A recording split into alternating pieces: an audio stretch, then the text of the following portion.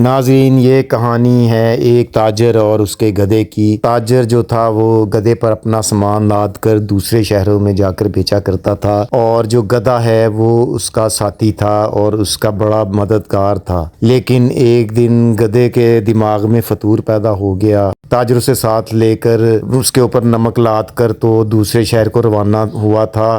راستے میں انہوں نے کھانا کھانے کا سوچا۔ کھانا کھانے کے بعد وہ آرام کے لیے سستانے لگا تو گدھا ندی میں جا کر بیٹھ گیا اور سارا نمک پانی میں بہہ گیا۔ جب اس کے بعد ندی میں گدھا کھڑا ہوا تو اس نے محسوس کیا کہ اب اس پر کوئی وزن نہیں۔ تاجر زیادہ غصے میں آیا اور اسے بہت افسوس ہوا گدھے کی حرکت پر، اور وہ بہت پریشان تھا کہ یہ گدھے نے اس کا اتنا بڑا نقصان کر دیا۔ رات کو بیٹھا ہوا وہ سوچ رہا تھا کہ اب اسے کیا کرنا چاہیے کہ اچانک اس کے دماغ میں خیال آیا کہ کچھ ہی دن پہلے ایک تاجر نے اس کے روئی کا سودا کیا ہے اور اسے روئی دی ہے۔ وہ فوراً اندر گیا اور اس نے کچھ روئی کے کارٹن جو تھے اپنے نوکر کو کہہ کر باہر منگوائے اور انہیں پیک کر کے اچھی طرح رکھ دیا۔ صبح اس نے اپنے ملازم کے ساتھ وہ کارٹن گدھے پر لادے اور سفر کے لیے روانہ ہو گیا۔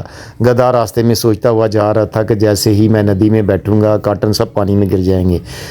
گدھا اپنی عادت کے مطابق جب جا کر گدھا ندی میں بیٹھا تو اس نے وہاں پر آرام سے چپکے سے دیکھا کہ تاجر سو رہا ہے تو وہ ندی میں بیٹھ گیا۔ ندی میں بیٹھنے کے کافی دیر بعد جب جانے کی باری آئی تو تاجر نے اسے کھڑا ہونے کے لیے کہا تو اسے کھڑا نہ ہوا گیا کیونکہ روئی بھیگ کر اتنی بھاری ہو گئی تھی کہ گدھا جیسے ہی کھڑا ہوتا وہ دوبارہ دھڑام سے گر جاتا۔